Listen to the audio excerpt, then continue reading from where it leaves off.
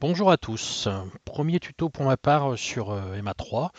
Euh, je- J'avais un besoin au niveau des DJ que nous accueillons, à savoir de pouvoir récupérer de manière la plus efficace et la plus pratique possible le BPM afin de synchroniser les effets. Pour faire ceci, alors je sais qu'il existe déjà des solutions show control, des choses comme ça qui permettent d'avoir les informations, mais moi dans mon petit club, je préfère travailler avec des solutions gratuites, quitte à bricoler un petit peu des choses, mais enfin en tout cas ça fonctionne. Donc pour mon cas, je vais utiliser un utilitaire qui s'appelle BitLink Trigger, qui est un utilitaire gratuit qui permet de lire les flux réseau des liaisons entre platines Pioneer. Donc le Pro DigiLink, il permet de lire ces informations et de les reporter dans son interface. Donc à la base, le logiciel sert à déclencher des événements MIDI en fonction de filtres qu'on lui définit. Donc on a quelques paramètres et on a surtout accès aux platines et aux informations, notamment le BPM de la platine. Pour que cela fonctionne, il faut que toutes les platines soient bien sûr linkées entre elles et qu'elles soient sur un réseau informatique, d'un point de vue informatique, qui soit relié aussi au PC qui va héberger BitLink Trigger. Donc ça peut être le PC sur lequel il y a MA3 qui fonctionne. Ça peut être notre PC à côté, puisque vous le verrez plus tard, mais nous allons transmettre les informations en OSC à MA3. Donc l'application BitLink Trigger peut être sur un autre PC. Dans la mesure où les adresses IP sont configurées correctement, tout ce petit monde arrivera à négocier. Important, il faut que les platines Pioneer soient linkées entre elles, reliées au réseau de tout ce petit monde, et du coup, il faut qu'il y ait quelque chose qui fasse office de DHCP pour fournir des adresses IP sur la même plage d'adresses IP aux platines que les PC qui vont avoir, que le PC qui va avoir BitLink Trigger, surtout. Donc, parce que sur les platines, il n'est pas possible de spécifier d'adresse IP en fixe.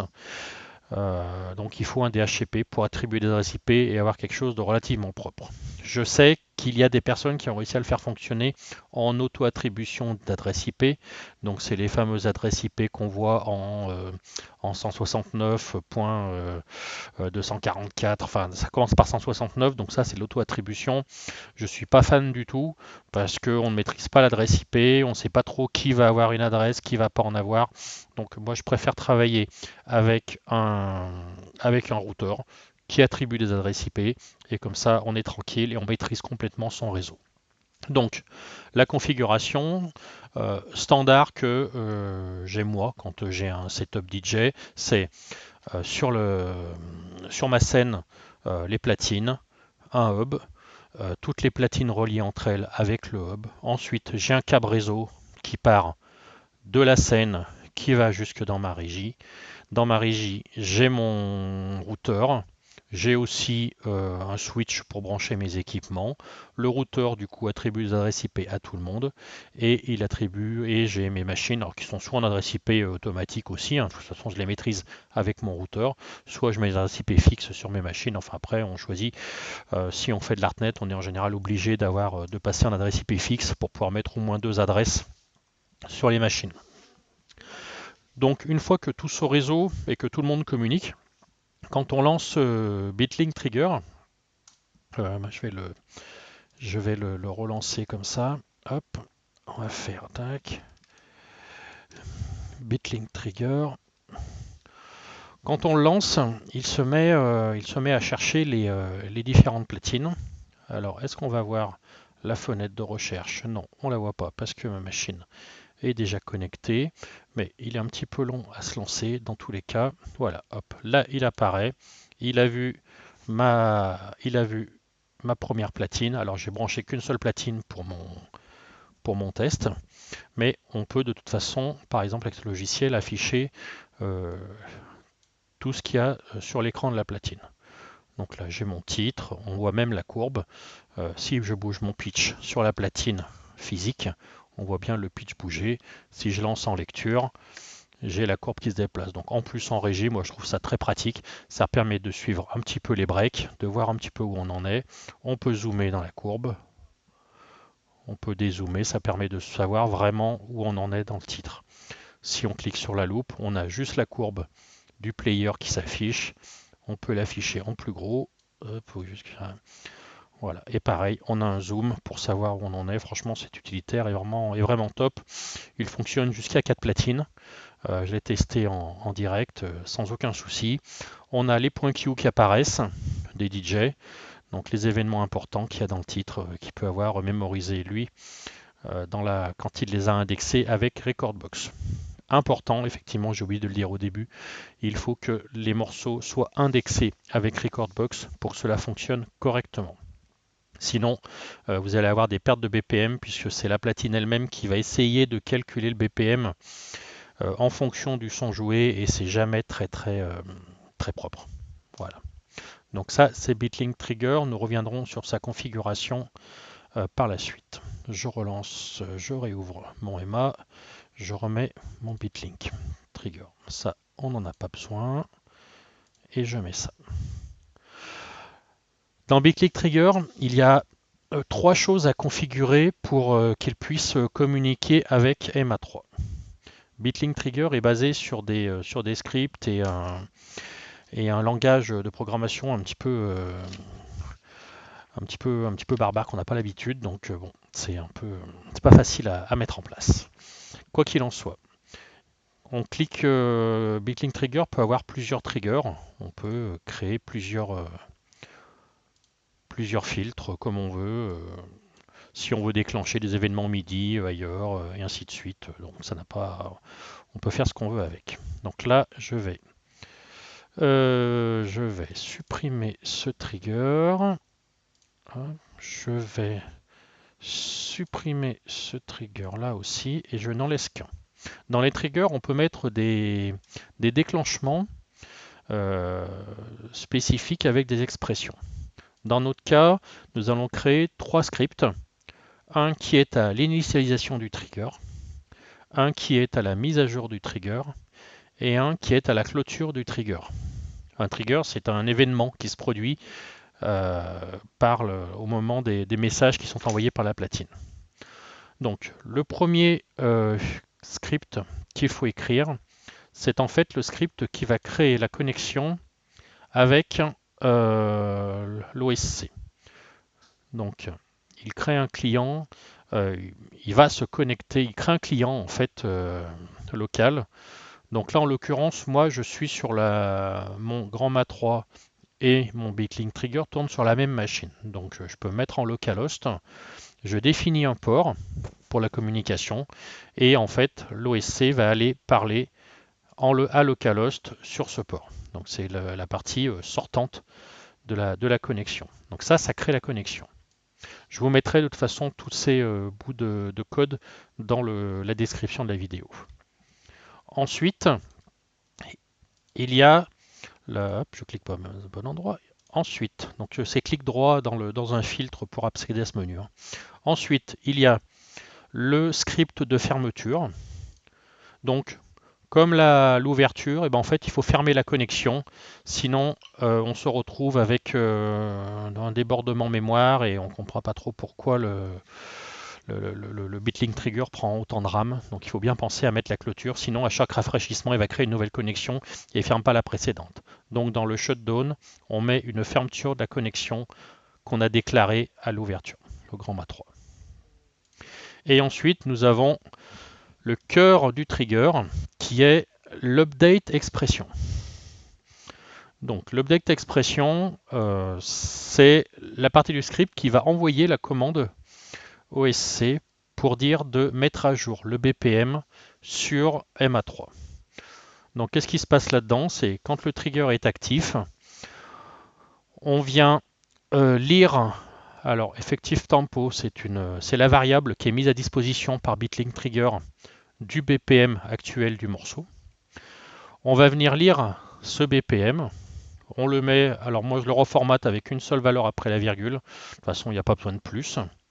Et ensuite, on fait toute une petite mixture pour vérifier que le BPM est changé par rapport à la mise à jour d'avant, pour éviter de noyer Grand Mat 3 sous les messages. C'est un petit test que j'ai ajouté qui va simplement vérifier que le BPM a changé. S'il n'a pas changé, il fait rien, il n'envoie pas de commande. Ça sert à rien de saturer. Et si jamais le BPM est différent du BPM précédent, dans ce cas-là, on envoie la commande. D'ailleurs, ça, on peut y commenter, puisque c'est uniquement pour afficher dans les logs de Bitlink Trigger les valeurs qui m'ont servi au développement. Mais bon, on peut y commenter, parce que sinon le fichier peut grossir. Alors ça grossit pas vite, c'est un fichier texte, mais il peut grossir et être vite embêtant. Donc ça, on y commente, on peut y décommenter pour débugger. Quoi qu'il en soit, là, il n'y en a pas besoin. Quand on fait une mise à jour, toujours faire update. Et là, notre trigger, il est prêt en fait. Il envoie déjà des commandes. Si je bouge mon pitch, il envoie des commandes.